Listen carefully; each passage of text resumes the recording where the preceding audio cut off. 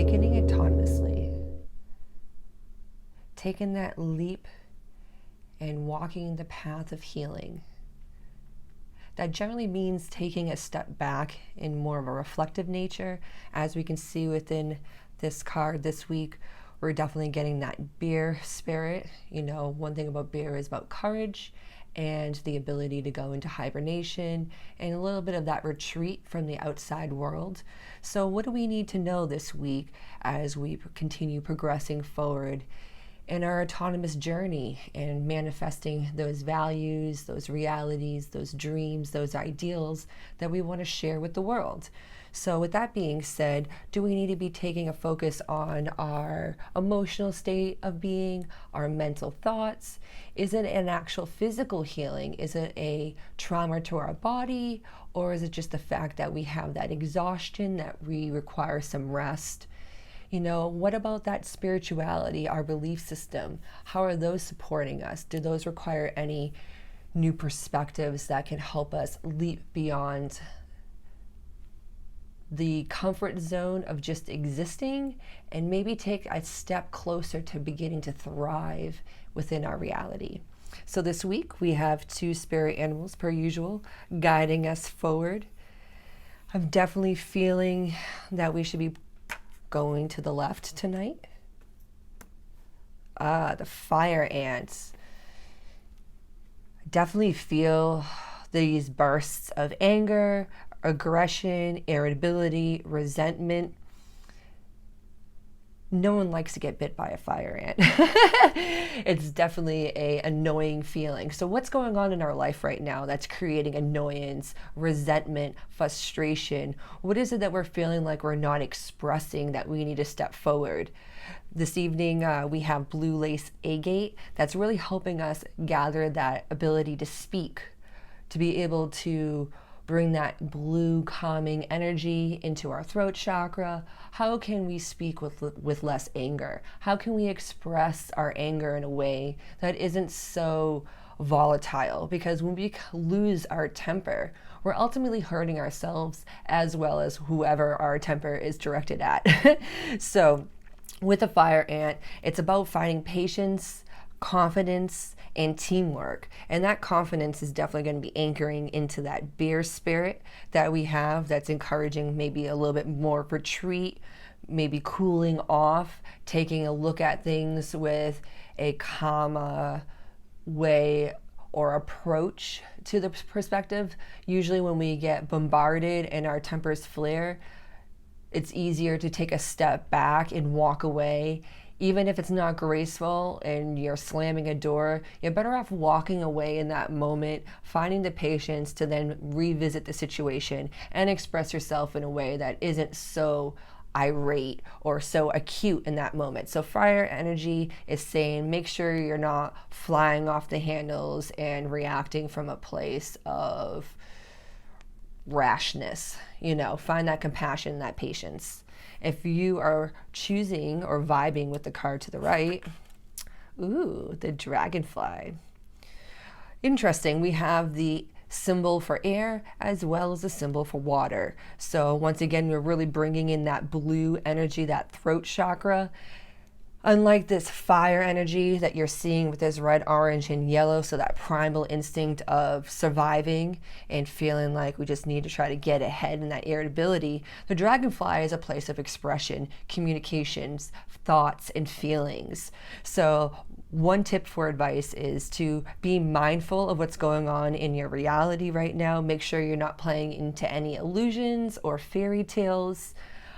It's definitely a card for magic and transformation, being able to pivot, that adaptability, being able to own our own potential, that joy that comes with it. So this is going to be going into our emotional state of being, really being able to connect into that state and making sure that we're not convincing ourselves that everything is okay when it's not okay. Or are we continuing to being negative in our emotional mindset? Are we always naysaying and finding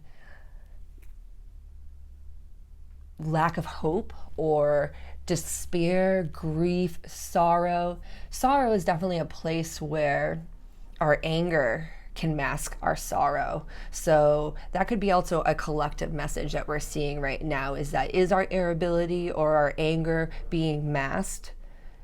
Or is it masking our sorrow? Is that something that we're not really being able to touch that deeply because we're just raw nerve right now that we can't even confront our grief or our sorrow? So we're just angry about whatever it is that's causing us.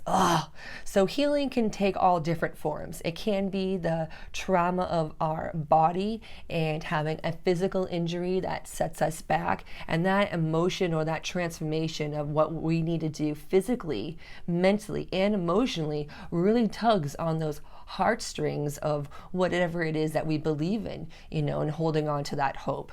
So as we see this collective message, we need to make sure that we're not allowing any illusions to conceal these emotional and mental thoughts that are keeping us from really stepping forward and accepting the fact that every single day is a journey of healing. It isn't about waiting to be perfectly healed in order to move forward within your dreams, but it's also a time to take a step back and say that, what can I do regardless of however it is that I feel, and maybe just like switch it up and flip it up. And with that, let's see what the cards have to say about switching things up, or what do we need to focus into for our healing or our awareness that maybe we are shying away from, or maybe we just need to heal the fear of succeeding in our greatest desires and dreams. Because failing means you just get to try again. If you succeed, what does that mean? You got to keep going. You got to stick with it. I think this is calling to me right here. I feel it. The wish card, the 6 of Cups, the pleasure. If you want it, you shall have it. It's all about intentions and desires. We have that sun in Scorpio, so we're really taking and shining a light into the emotional depths of that Scorpio energy of the dreaminess, the ability to dig deeper into our conscious awareness and not to kind of step beyond the motivations of our subconscious or our ego impulses or that hurt inner child. If we continue to always act from that repressed little inner child and we don't heal him or her, we're not able to dream a bigger dream. And this is what the 6 of Cups is saying. It is saying it is time to make a wish. It is time to dream and keep dreaming. And sometimes when we go into this place of healing, we realize that we may have a bigger dream than we ever thought we had for ourselves. We just have to let go of the resistance that's keeping us from believing that we can dream just a little bit bigger. And ignoring ignorance is all about dreaming a new dream and finding a way to bring it into reality. So this 6 of Cups is very beneficial this week in saying, like, just go for it. Keep finding that inspiration. And even if our wishes are maybe just feeling a little bit more emotionally balanced, or maybe our thoughts aren't so manic or moody, maybe having a more stable attitude, all these things are little small milestones that we can build upon weekly if we choose to see ourselves in the new light that we're trying to reflect outward. So don't get discouraged, because the wish card is here to say that it's about to happen. Oh wow, look at this, it just flipped right out. Innocence. That is something that we feel that we need to heal most in our life. It is the concept of feeling like when our innocence is taken, or we've had to be able to be more mature, we had to start adulting at a young age, or responsibility. These things that we just feel that it just kind of have scarred us. Finding that innocence within life again, even after trauma and grief and loss, is huge. It is the biggest gift that we can give ourselves, is to be able to step forward into that place of healing that inner child and bringing that expression forward into adulthood. That is the act of awakening autonomously. This is the purpose of the ignoring ignorance philosophy, being able to awaken our inner child's dream-like vision and apply it in a way to evolve humanity into a heart-centered conscious society. And when we start to get into that space, when we begin to heal, the benefits of what is so beautiful when we begin to heal all those pieces and integrate our light and our shadow is the sound of our intuition guiding us in every single moment and step, even if we feel it might be a mistake, even if we feel like we can't take more of it on.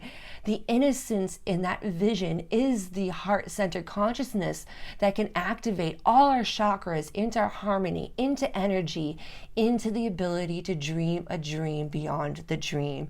And that healing is something that everyone, if they like to participate in, is available to them autonomously at whatever degree of awareness or ignorance. There is no shame in that game. And as long as we continue to shame, we will really never truly heal the heart of humanity.